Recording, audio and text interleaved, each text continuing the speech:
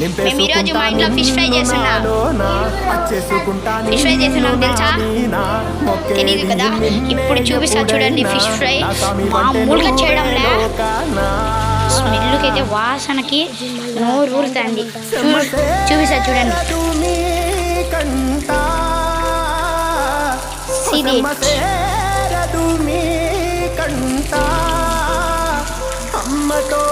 Fish fry number 2.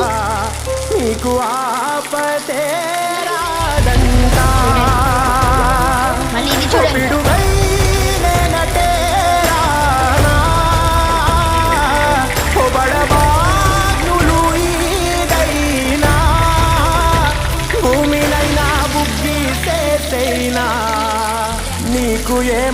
ఇవన్నీ మా daddy చేస్తున్నాడు ఈరోజు.